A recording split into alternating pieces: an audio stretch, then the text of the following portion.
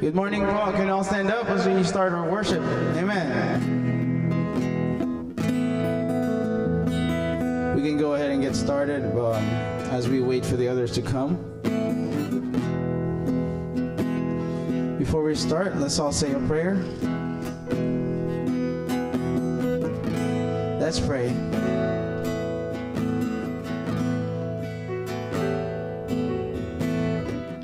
Dear Heavenly Father, Lord God, we thank you for this wonderful Sunday morning that you've blessed us with, Lord Jesus. Lord, as we sing for you this morning, may you carefully guide us, Lord God. And as we worship you and as we hear your word, may your voice resonate inside our hearts, so we can learn and we can grow deeper with you, Lord Jesus. Lord, for most of us, these current times, Lord God, is very tough. There's a lot of challenges to overcome. But we know, Lord, that with your guidance and with our faith in you, Lord Jesus, we can overcome everything. So Lord, may you just renew us this morning as we face another week. Give us the not just physical but also spiritual and mental strength to handle each passing day.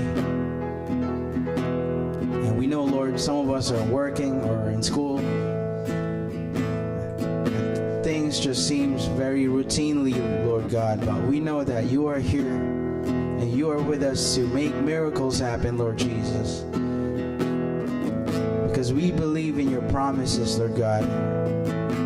And we know that you will never leave us alone. That you are always one step behind us and one step in front of us, Lord God. So Lord, we pray that this morning will be a renewal of spirit, that we could feel your presence, Lord. We love you, Lord Jesus, and may you just protect us and guide us, all our friends and our family and our loved ones, Lord God, especially the ones that are not here. We pray that you guide them and you protect them and bless them as well. We give you this time, Lord Jesus, this almost an hour of worshiping with you and listening to your word from our pastor, Lord. We love you, Lord Jesus. In Jesus' name we pray. Everyone say amen. This goes out to every outcast, to the just avoided, every wrong way, runaway rebel, some shame where you've been. This goes out to every searcher, trying to fill that empty space. Well, certain days are over now, everything's about to change. Come on down to the living water, waves of mercy washing over you. No more strangers, only sons and daughters. Come down to the living water and rise anew.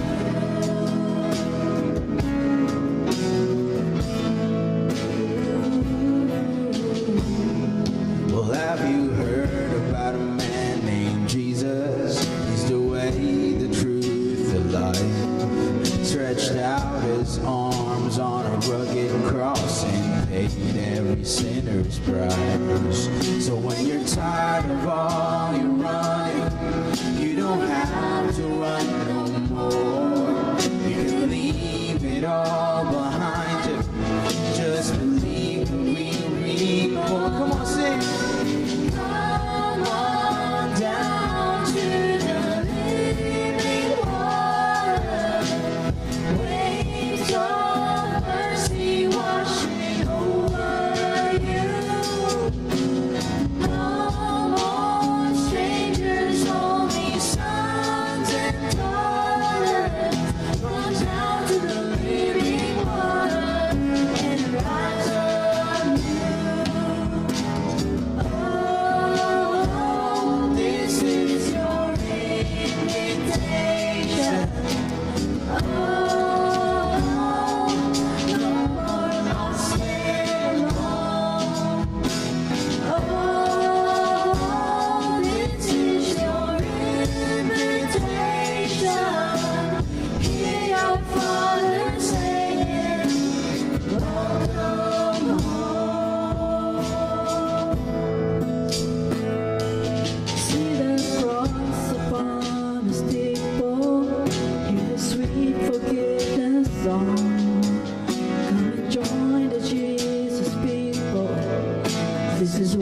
your heart belongs.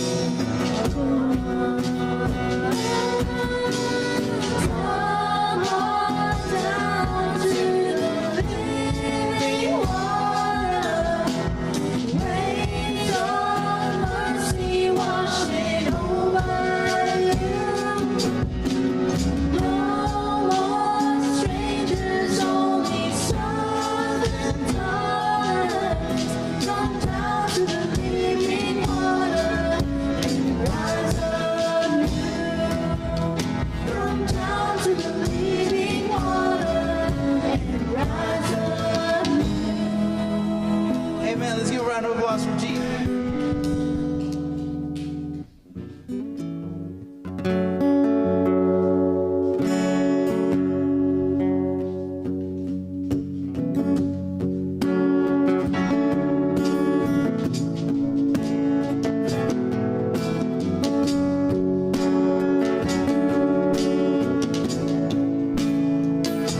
Before the world, you knew the plans for me. Before my heart believed, you came to my rescue. And now I'm found in love. There's nowhere else to run. You keep my life within your mighty hand. Oh God, there's no end to your love. There's no end to your love. You're with us. You're with us. There's nothing in this world that could take you away. You're with us. You're with us. Yes, Lord God, with us now. Before I call, everyone sing. Before I call you, you'll answer me.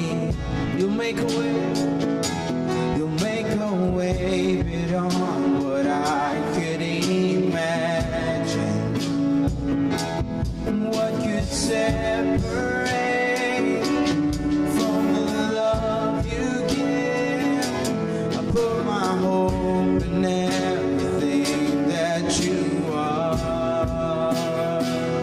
Oh God, there's no end to your love.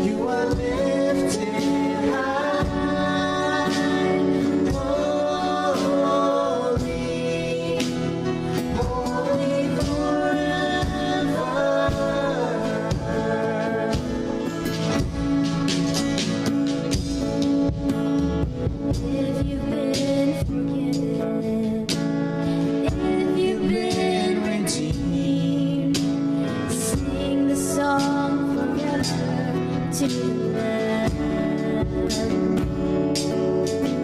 If you walk in freedom, if you bear His name, we'll sing the song forever to the Lamb. Your name is the highest. Your name is the greatest. Your name stands above them all thrones and dominions, all powers and positions. Your name stands above them all. Sing around the angels cry.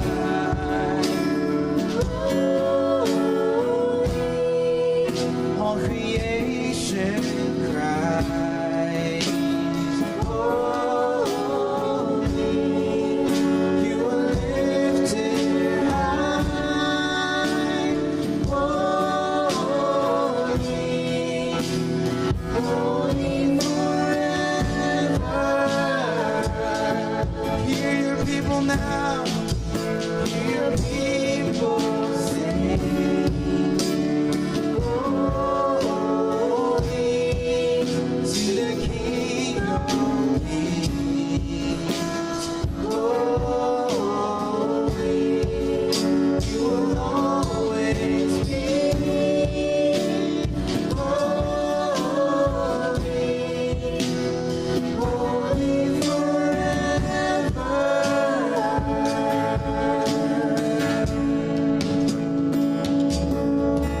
Your name is the greatest. Your name is the greatest. Your name stands above them all thrones and dominions, all powers and positions. Your name stands above them all, and the angels cry, holy, all creation cries, holy, you lifted high, holy, holy forever. Hear now, hear people sing. Holy to the King of Kings. Holy, you will always be. Holy, holy forever. Now, before we end this song, let me just ask you to sing the chorus one more time and lift your voice. This is your opportunity to just pour it out to the Lord this beautiful Sunday morning. All your doubts and your worries, sing it out to the Lord. Sing it to the Holy One that we serve and we worship. Let's sing. And the angels cry, holy, all creation cries, holy, you are lifted high, holy, holy forever. Amen.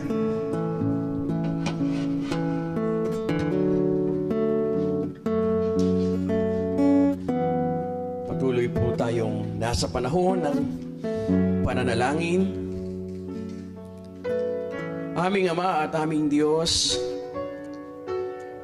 noon pong makita sa vision, pangitain ni Propeta Isaias ang iyong trono, Panginoon. Wala po siyang nagawa kundi sabihin, banal, banal, banal ang Diyos. Holy, holy is our God. Ngayong umaga, sama-sama po kaming lumalapit at sumasamba sa iyo.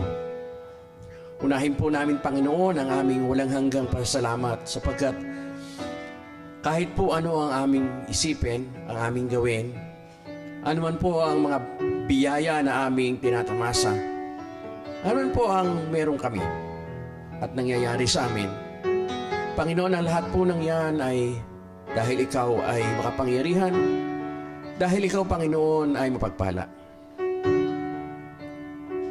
Salamat po, Panginoon. Pinupuri ka namin, sinasamba dahil sa iyong katapatan sa aming lahat.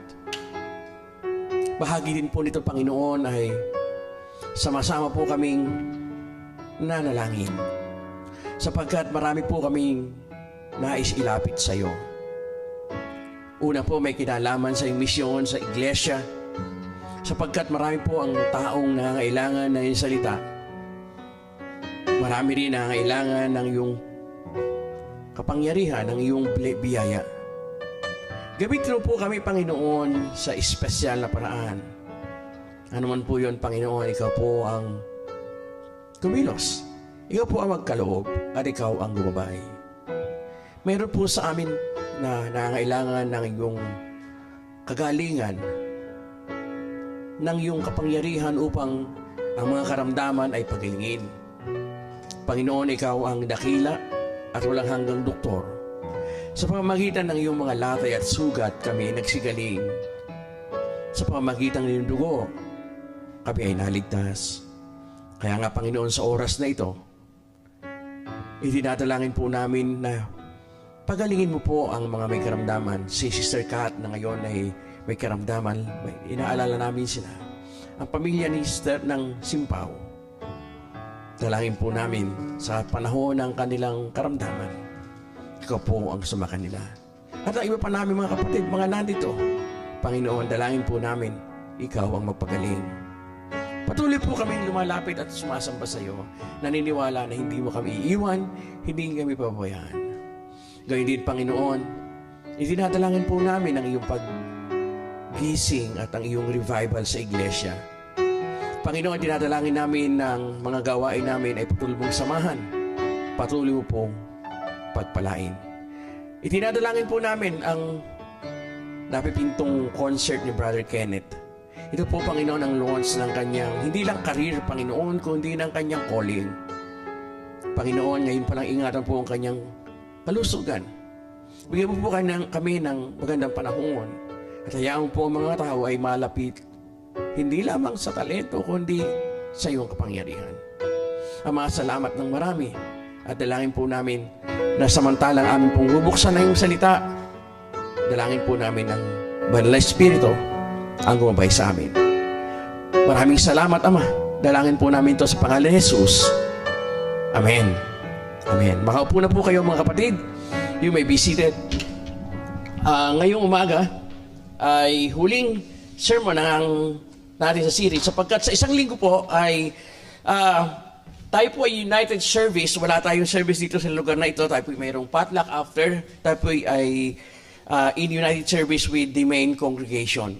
And then after that, another United Service kailangan po natin sapagkat sa October 13, binabago po kasi ngayon yung website ng church, ay meron pong professional photographers na darating sa October 13, Sunday po yon.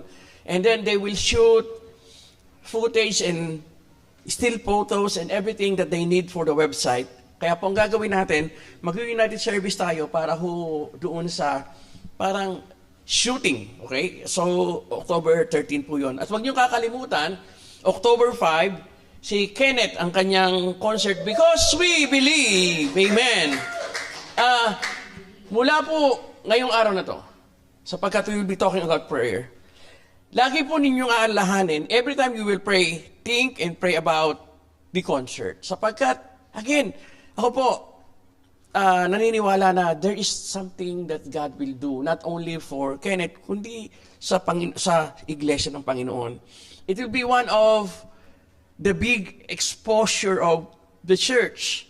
Kaya nga naghahanda po kami ng flyer na ipamimigay sa mga tao na pupunta para kung sila'y malapit dito sa Long Beach, they can be part of the church or they can visit the church. Kaya din po, inihahanda yung website kasi ito pong mga malalaking event, magandang i-direct yung mga tao sa website para po halimbawa, meron po kayong Facebook, meron po kayong YouTube, or anything na meron kayong social media, you can direct by your own posting yung inyong social media papunta po sa ating website.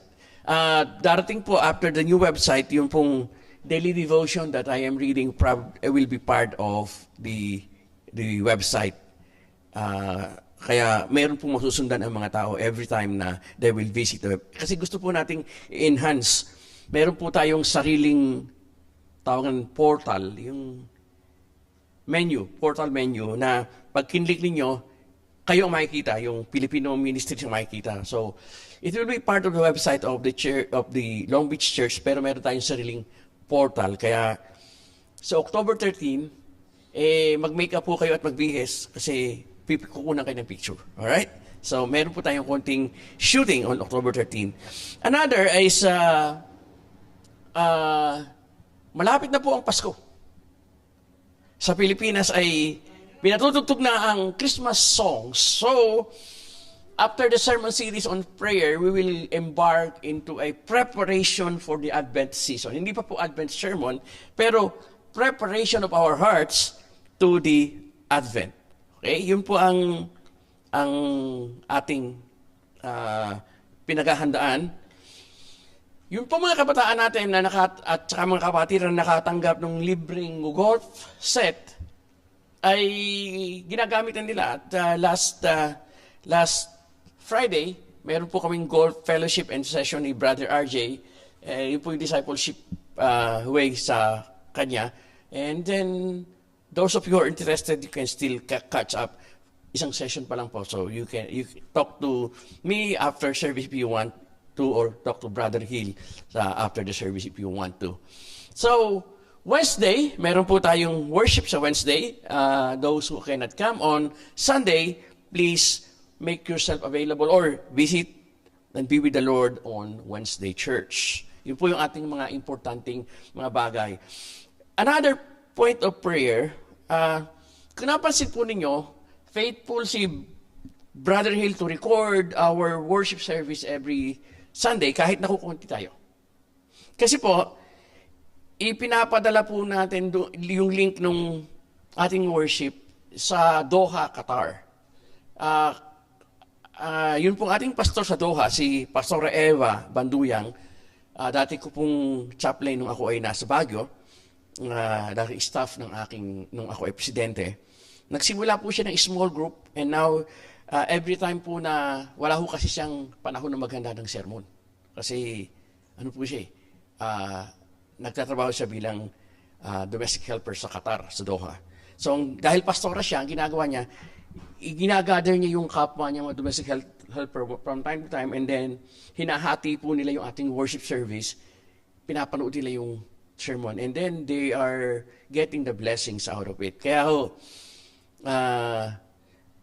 nirecord natin to para ma-share natin sa kanila. And also, it will be part of the website in the future. So, sana po ay kung kayo napunta sa camera, umismile po kayo. Alright?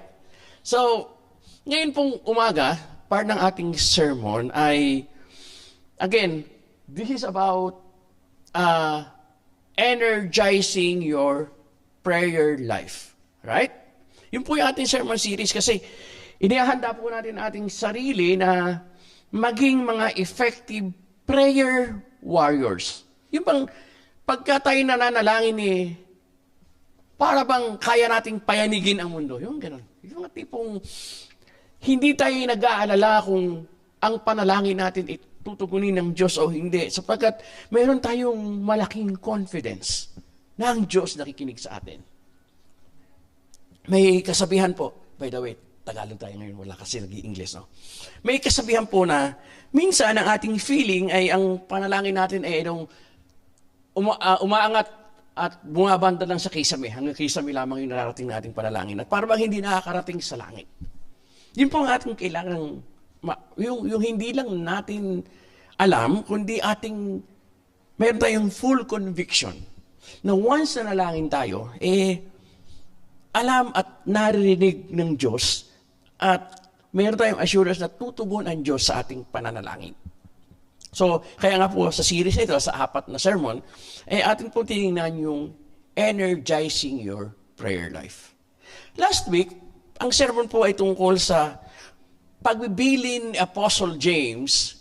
Si Apostle James po Santiago na alam natin yung nangyari sa kanya. Siya naging leader, kapatid ng ating Panginoong Jesus, leader ng iglesia.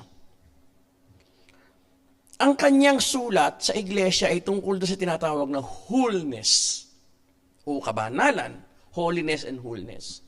Pero nabubuhay sila sa isang broken society, corruption. Kaya ang sulat ni Apostle James o Apostle Santiago ay paano kang mabubuhay ng mayroong wholeness sa gitna ng brokenness. At nalaman natin last week na pwede pala. At ang paraan, ikaw ay maging mapanalanginin. Ngayong umaga, dadaling ko po kayo sa isang prayer experience na hindi lang natin hinihingi sa Panginoon ang mga bagay na kailangan natin, needs, pero gusto rin nating makita na pwede nating hingin sa Panginoon ang mga bagay na gusto natin. Alright? So, may distinction po. Yung tinatawag na need, okay, pangailangan o kailangan, at yung want o yung gusto o nais. So, ang title po ng sermon ngayon ay The Path to Answered Prayer, From Discernment to Boldness. Ngayong umaga, we will walk through the process of asking the Lord to answer not only what we need, but also what we want. Alright? So, tatandaan po ninyo na mayroon tayong alam doon sa transition from wanting, pagnanais, towards praying, and towards receiving answer. Meron tayong clear-cut na process o makikita o aaralin mula sa ating want, papunta doon sa ating discernment, and then yung pakiramdam at saka paghingi sa Panginoon. So, yun po ang ating titingnan ngayon. Ang text ay sa Luke chapter 18, verse 35 to 43. Isang napaka-popular na verse na inyo pong nalaman na, nabasa na sermon ko na dati, na ngayon po ay bibigyan ko ng panibagong approach. Luke 18:35 to 43. As Jesus approached Jericho, a blind man was sitting by the roadside begging. When he heard the crowd going by, he asked, "What's happening?" They told him Jesus of Nazareth is passing by. He called out, "Jesus, Son of David, have mercy on me." Those who led the way rebuked him and told him to be quiet, but he shouted all the more, "Son of David, have mercy on me." Jesus stopped and ordered the man to be brought to him. When he came near, Jesus asked him, "What do you want me to do for you?" Very particular your word. What do you want me to do for you? "Lord, I want to see."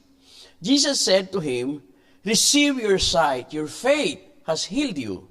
Immediately, he received his sight and followed Jesus, praising God. When all the people saw it, they also praised God. The word of the Lord this morning. Ang pangalan ng tao, pinangalanan po siya ng Bible, siya si Bartimeo or Bartimaeus. So, narinig niyo itong kwento, isang tao na most likely or believed to be born blind. At ang kanyang trabaho, ang kanyang livelihood is begging. Normal na ating nakikita na yung mga kapansanan, nakaupo sa mga kanto at meron silang lata o meron silang sombrero or anything, and then touching at the mercy of people, they are begging. So, simula sa bata pa siya, in order to augment yung kanyang livelihood, para siya ay mabuhay. Yun yung kanyang survival, yun yung kanyang way to survive life, is to be there every day and beg. And I'm sure, meron siyang way of surviving kasi umidad siya ng namamalimos. Buhay pa siya nabuhay siya ng matagal, mahaba, at yun ang kanyang trabaho. Pero yung kanyang buhay was not the ideal life. Kasi ang ideal life ay normal, kagaya natin, na meron tayong lahat ng human faculty, kaya nating mag-isip, kaya nating magtrabaho, kaya nating kumita, kaya nating gawin ang mga bagay na gusto natin. Meron tayong limitasyon, pero at least yung limitasyon natin ay mas konti kaysa limitasyon ng may mga kapansanan. So, just imagine kung pipikit kayo ngayon. And then I will ask you to do something while you are closing your eyes. You will feel the helplessness na you will be enveloped by helplessness. At mapapansin ninyo na napakahalaga pala talaga ng sense of sight, ng mata. Makikita natin yung less ideal situation ni Bartimaeus. At noong umagang yon, nung araw na yon, sabi ng text sa atin ay, Jesus approached Jericho. Right? So, the city of Jericho, where people congregate, maraming tao. As he approached Jericho, mayroong bulag si Bartimaeus. At nagkaroon siya ng encounter sa Panginoon. At siya'y nakakita. Ngayon, titingnan natin, saan nagmula yung kanyang, kasi ang conclusion, ganito po mga kapatid, no? Ang conclusion ay, nung kwento ay nakakita si Bartimaeus. From the less ideal or survival life, na-encounter niya ang Panginoong Jesus at nakakita siya at ngayon ay naging normal ang kanyang buhay. From the survival to the ideal. Okay? So yun yung kanyang encounter narrative sa ating Panginoon. Pero yun ay hindi nangyari basta-basta lang. It was a miracle, but there is a process that miracle happened. Titingnan natin ito in the context of asking, in the context of prayer, para meron tayong spiritual learning. So, ano bang meron dito kay Bartimaeus? Ano ba yung nangyari? So, nung parating ang Panginoon, Bartimaeus was brought to the place, normal day. But for some reason, that particular morning, the atmosphere was different. Hindi niya alam kung ano nangyayari, pero alam niya na mayroong kakaiba. Right? So, una pong lesson na para matranscend po yung ating gusto, papunta doon sa pananalangin at ating paghingi sa Diyos, ang importante, and I propose this morning, that we learn how to discern. Discernment of what is current or discernment of God's presence. Sa Tagalog, kamalayan sa mga nangyayari. Hindi po kasi pwede na ikaw ay isang tao na you just exist just for the purpose of existing. Kasi ang tawag po sa atin ay human being. Kahit saan tayo naroon, kahit saan tayo malagay, mapunta, meron po tayong laging relasyon sa ating kinaroroonan. Hindi po tayo kagaya ng bato, na non-living thing, na pag inilagay mo sa isang lugar, wala siyang pakialam kung ano yung lugar na kanya kinalagyan. Kasi bato eh. Ang tao, o ang mga living things, o buhay, ang may buhay, ay lagi siyang nagkakaroon ng relasyon sa kanyang kapaligiran. Pag lumipat kayo, kunyari, nung lumipat kayo mula sa Pilipinas, lumipat kayo sa Amerika, nagkaroon kayo ng relasyon sa kapaligiran, nagbago ng konti yung ating paningin, ating perspective, yung ating pananaw sa buhay. Pati language natin nangyari. Dati-dati, nung nasa Pilipinas tayo, ang ating English ay kukunti lang. Pag di sa Amerika, dumami-dami ng konti yung English. At most likely, sa mga nagtatrabaho, you speak more English than your own dialect or your language because you are existing in your environment, in a new environment.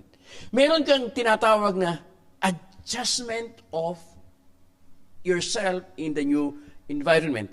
Technically, ang tawag po doon ay reinventing of yourself in the new environment. Pero hindi po nangyayari yon kung hindi ka marunong mag-discern ng kapaligiran mo. You will not be adjusting yourself in your new environment if you don't discern the environment. And then, itong si Bartimeo, the same place. Every day, dinadala po siya doon ng kamag-anak siguro para siya ay mamalimos. Pero at that morning, it was a little different. Meron siyang discernment. Sabi niya, bakit parang ang mga tao is rushing this morning? This is different today. Nakakabilib kasi kung alin pa yung bulag, siya minsan yung may malakas na discernment sa kanyang kapaligiran. Kasi yung mga maliliit na changes and movements and happening around us, kung halala natin, dahil busy tayo, hindi natin pinapansin minsan. Ganun po kasi tayo, normal na tayong ginagawa. Pero yung mga bulag, kasi meron silang isang napakalakas na pakiramdam that they can sense what is different. Discernment. And alam niya, he discerned, he feels that at that moment, it's a different moment. May nangyayari na kakaiba. He might be blind, but he knows something is different. And that difference doesn't escape him. So ano ang ibig sabihin nito, mga kapatid? Pagka po tayo nagpipray o meron tayong gustong hilingin sa Panginoon, one of the things that we need to make sure that we know and we do is to discern what God is doing and to discern how God is leading us at that moment, at that time, at that season. Samantalang sabi natin sa Panginoon, Lord, your will be done. Tama po yun. That's the way to pray. Pero you also have to discern where God is leading you. Kasi importante yun. Meron pong binigay ang Diyos sa atin na kakayahan to discern what God would like us to do.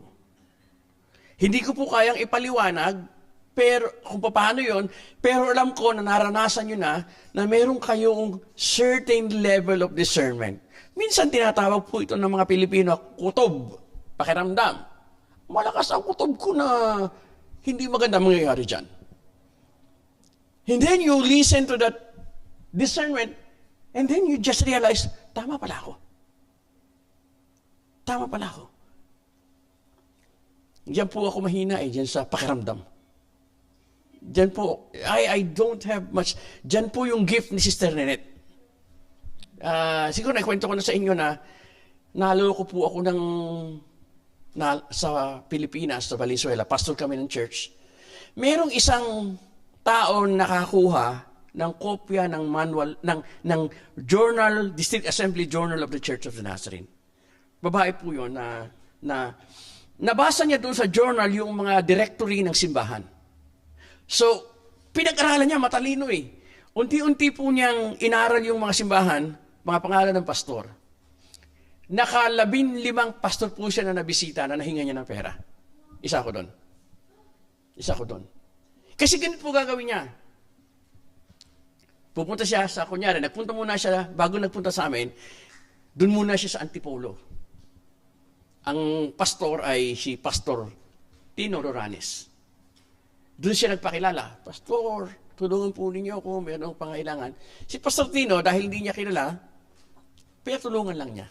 Nakahingi ng pera. Pero lumipat siya sa isang simbahan sa Pateros. Ito po ang diga niya sa Pateros, Pastor Ronnie Cruz. Kinatok niya sa parsonage, Pastor, magandang hapon po. Ako po si ganito. Ako po ay nagsisimba doon sa Antipolo Church kay Pastor Tino. Kasi nabasa niya eh. Ang anak ko po ay nandun sa ospital, sa General Hospital, ganito. And then, dahil binanggit yung pangalan ni Pastor Tino, yung Antipolo Church of the Nazarene, then nakahingi siya ng pera. Malaki-laki. And then marami siyang ginanon. Pumunta ngayon sa Valenzuela Church of the Nazarene. Katok sa aming apartment. Alam niya ang pangalan ko. Alam na rin niya ang pangalan ng misis ko. Wala pa pong kaming anak noon. Sabi po niya sa akin, ako po miyembro ng Pateros Church of the Nazarene. Binanggit niya yung pangalan ng pastor, pangalan ng asawa ng pastor. Ganun ba? Kasi memorize niya. Wala po kaming kapera-pera, pero umiiyak siya. Iyak siya ng iyak doon sa aming sala. Napilitan akong ibigay ko ano man yung allowance namin for a week. Hindi lang yung ginawa ko. Pinapunta ko pa siya doon sa treasurer kay Sister Maricel at tinawagan ko si Sister Maricel, bigyan mo nga ito ng pera kasi kawawa naman. Bibistahin ko bukas sa ospital. Kinabukasan pumunta ako sa ospital, walang ganung pangalan. After several months, nahuli na siya. Doon po siya nahuli sa Metro Manila First Church of the Nazarene. Ginagamit naman yung pangalan ko. Dami. And then we realized, one time, nagmi-meeting yung mga pastor, 15 kaming pinuntahan niya, and she was able to get close to 50,000 pesos at that time. Well, siyempre, dinimanda, pero alam niyo, mga pastor hindi nagdidimanda, so after a while, wala na rin kami. At that moment, noong dinudukot ko na yung aming allowance, sinesenyasan ako, hindi mo kilala yan, ako naman, hindi, kawawa naman eh. Mahina yung aking pakiramdam. Kaya anong mangyari yun, sabi niya, sabi ko na sa iyo eh. No nga, no? Discernment. Kwento ng discernment. Mga kapatid, si Bartimaeus, that moment na siya nakaupo doon sa kanyang dating inuupuan, when the people are rushing by, alam niya eh. Saan galing yon?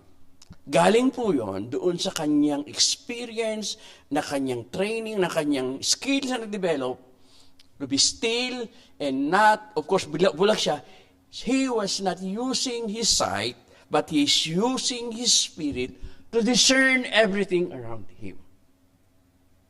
Tayo pong mga anak ng Diyos ay, sabi ni Apostol Pablo ito sa Romans chapter 8, our spirit communicates with the Spirit of God and we call Him Abba, Father. Kaya dapat, meron tayong time to discern or to just feel and realize where God is leading us. So yun pong una, discernment of the current. Pangalawa ay, dito sa kwento, hindi lamang po siya may discernment, pero meron siyang experiential knowledge about God. Alam niyang may Diyos, alam niya si Jesus, pero alam din niya, kahit hindi niya pa nakita, alam niya na yung pangalang Jesus, alam niya na yun ay pwedeng makapagpagaling. Kaya nga sabi niya, Jesus, Son of David. Hindi hulingid sa kanya kung sino si Jesus. Magugulat kayo kasi bulag siya, wala siyang masyadong full information of what's happening around him. Pero nung marinig niya na si Jesus is passing by, he knows who Jesus was. Isa ho sa keen gift ng mga bulag ay magaling silang makinig. Yung weakness ng yung lack of sight, matindi naman yung kanilang memory at matindi naman yung kanilang pandinig. Siguro, assumption po ito, hindi man niya kilala si Jesus personally o hindi pa niya na-meet, nakadinig na siya ng maraming kwento tungkol kay Jesus at yung kwentong yun tungkol kay Jesus na nagpapagaling ay natatandaan niya. Kaya noong madinig niya na si Jesus ay dumaraan, nag-click sa kanyang isip, teka, yun. Yun yung nadinig ko sometime ago na nagpagaling. Yun yung nadinig ko sometime ago na nagpakain 5,000. Yun yung sometime nadinig ko na he turned water into wine. Yun yung nadinig ko na minsan nagtuturo and radical ang teaching. Hindi niya pa namimit siguro, pero meron na siyang knowledge about Jesus. And he knows who Jesus was because ng kanyang sigawan, nung siya sumigaw, sabi niya, Jesus, Son of David, have mercy on me. Kilala niya. Hihingi ka lang ng mga bagay na you will be bold in asking about something when you know the one that you're asking into or about. Alam mo, hindi ka hihingi ng mga bagay na nais mo kung ang hihingan mo ay stranger. Right? Hihingi ka lang sa mga taong kilala mo. Meron ba kayong narinig na nagpunta agad sa inyo at nagsabi sa inyo na pautang nga ng $10,000? Wala nun eh. O pautang nga ng 100? Wala nun eh. Hindi mo kilala. Pero kung kilala mo, kung kamag-anak mo kilala mo, at sinabi sa'yo, alam mo na seryoso, kasi kilala mo eh. Ganoon din po yung ating parallel experience. Kung kilala natin ang ating Panginoon, meron tayong karanasan, nadinig, natutunan tungkol sa Kanya, magko-convert po ito ng ating boldness in asking the things that we want from God. Tatandaan po natin mga kapatid na importante yung knowledge about God so that we can ask God the things, not only the things that we need, but also the things that we want. Remember, hindi na po pinag-uusapan dito yung need. Ang pinag-uusapan po dito ay want. Kasi sabi ng Panginoon, what do you want me to do for you? Ano yung gusto mo? We are transcending from just asking the Lord the things that we need because we want also to understand that God allows us to ask the things that we want. Importante po kasi yun eh, yung distinction na yun. Kasi para maging bold ka, kailangan naiintindihan mo na ang Diyos can also give the things that you want. So, importante yung knowledge about God. Kasi, magkakaroon ka ng boldness in asking kung kilala mo lang ang Panginoon. Pag hindi mo kilala, hindi ka maghihingi. Kasi hindi mo kilala. Alright? Pangatlo, punta na tayo doon sa pag. Di ang nangyari po. Maraming tao, meron ang Panginoon, marami na siyang sumusunod sa Kanya. So meron na siyang kordon, marami na nakapaligid sa Kanya. Yung mga nakapaligid sa Kanya, siyempre, assuming mga alagad yun ng Panginoong Jesus, pinatahimik siya. Sabi niya, manahimik ka. Huwag ka sumigaw, huwag ka magulo, huwag mong guluhin. They rebuke him. Then, the text says, but he shouted all the more. Habang pinipigilan siya, lalo siyang sumigaw. Let me read to you the text.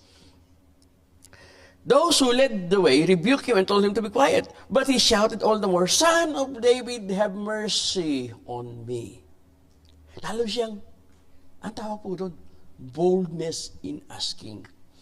Kasi, tayo mismo minsan, ito po yung totoo, minsan yung sarili nating doubt, tayo mismo ang pumipigil sa ating sarili na hingin sa Panginoon yung mga bagay na gusto natin.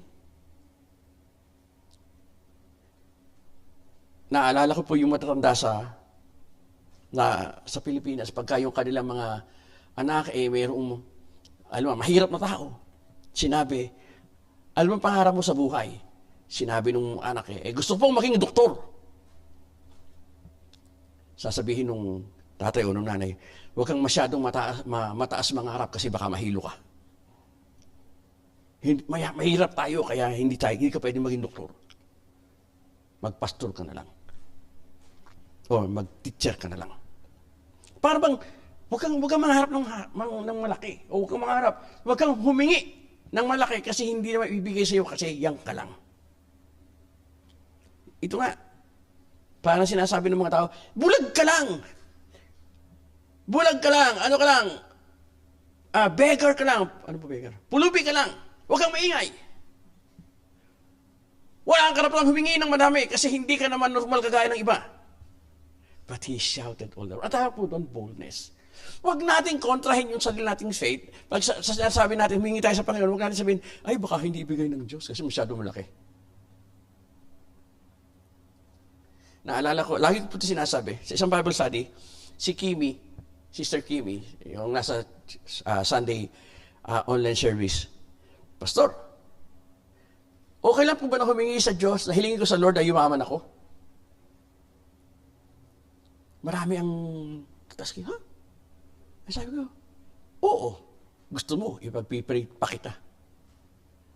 Ang tanong, hindi yung whether or not you can ask, but whether or not you are prepared to ask. And really, you want to ask.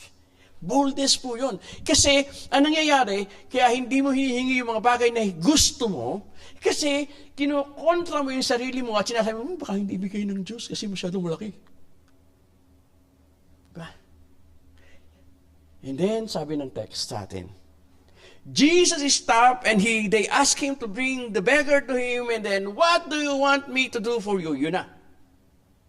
Hindi lang sinabi ng Panginoon, very particular yung word na ginamit sa Greek, hindi sinabing, what do you need? No. Kasi yung Greek text malinaw Hindi sinabi ng text na, anong kailangan mo? Hindi. Yung text parang Tagalog, ano bang gusto mo? Gusto! Hindi yung kailangan. You know why? Because God understand that we are human, meron po tayong hindi lang kailangan, meron pa tayong gusto. And then this morning, ang gusto po natin, ang nais natin, ay matutunan natin to transcend that want, to the discernment, so that we can be bold in asking, so that God will answer our prayers. Amen? Hahayaan po natin, we will let the things that we desire to marinate sa ating buhay, sa ating puso. And then it will develop into what we want and we can boldly ask the Lord. And then we will just discern where God is leading. And if we really know God, then God will allow us to ask. Let us not doubt the things that we ask from God. Because God is saying, what do you want? Hindi, what do you need? Because God in particular knows the things that we really need. He is even supplying our needs even if we're not asking. But the battle is the things that we want. We should be able to ask of that. So ngayong umaga, as we close, I want you to remember this, mga kapatid. God allows us to ask. But we have to discern the movement of God and the relation of God to what is happening around us. So, as we close, the prayer point this morning is, Lord, where do you want me? Or, what do you want me? Or, Lord, I want something. What do you want me to do about this? 3 things for us to close. Number 1, what do you think God is saying? So that you can discern the movement of God and the movement of the Spirit. Second, what are the new discoveries and revelation that you have in your relationship with God? And number 3, are you ready to ask the things that are impossible? Amen? Let's all stand. We will pray. I will ask you to just bow down for a moment. We will pray together.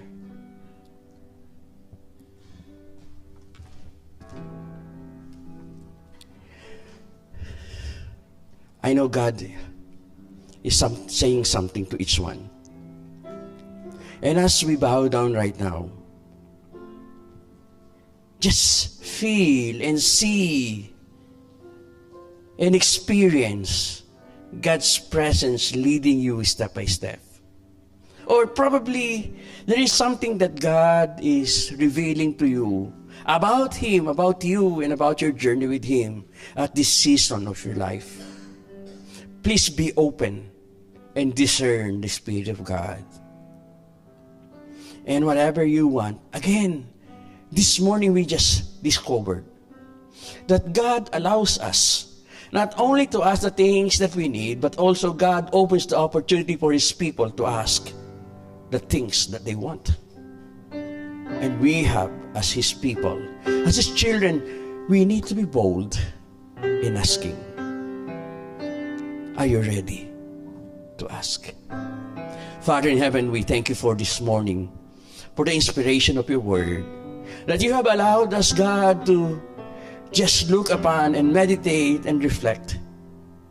Lord, we confess that there are so many times that we are unaware of the movement of your Spirit in our lives. We are missing opportunities to grow, to serve, and to be used of you because we are not aware that you, God, is leading us on each of the step. So this morning, Lord, make that discernment so clear so that, Lord, we can see your hand leading us every step. And Lord, as we discern, as we learn, as we experience your presence, Lord, help us not doubt all of this. Help us to be bold, to ask, and to believe that, God, you will answer. Father, I am praying for each one. For those who are here this morning and those who will be watching this worship in video in the other places. Lord, if there is something that you want my dear brothers and sisters to pursue, to go and to try, Lord, open the opportunity. Lead by your Spirit, and may we be bold in asking. Thank you, Lord, for each one. And I pray, oh God, that as we journey together in this faith and this life, may we be able to experience the wonders of your blessings and the wonders of your leading us and the power of your grace. Lord, help us. Help us. Lord, answer our prayers. Not only the things that we need, but more importantly, Lord, even the things that we want. Lord, we will embrace this faith. We will embrace this truth, and we will ask boldly. And as we close this worship, and as we proceed with our lunch fellowship, Lord, continue to be with us. And as we give our tithes and offering at the close of this worship, we pray that you will multiply blessings to my brothers and sisters. Thank you, Lord, for this time. We believe in you. We embrace faith in you. We boldly ask what we want from you. Because, Lord, we are asking this in the powerful name of our Lord, the Lord Jesus Christ, our Savior. In Jesus' name, amen. Amen. The Lord bless you all. God bless you. Where is Janice? Janice here now? Call Jan and Kenneth, come on. We're done with worship. We'll sing happy birthday. After service, if you, as the Lord leads you to give, we will put the offering basket. Just drop your offering. Okay. Kenneth, where's Kenneth? Come here, Kenneth. Come here. Jan already there or not yet?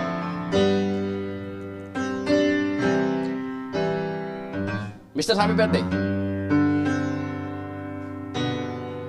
Is Jan here already? No, not yet. Si Jan, si Art. Happy birthday, si Art. Si Brother Art. Si Kenneth. Si Jan.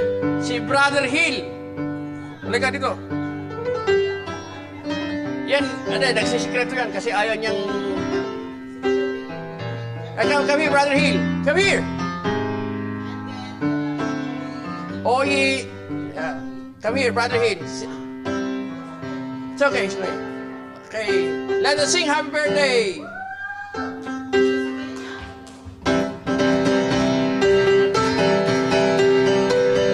Hey, hey, hey.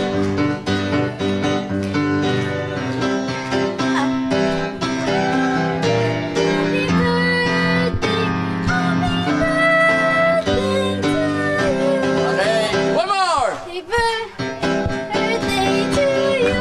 Cha cha cha. Happy birthday to you. Cha cha cha.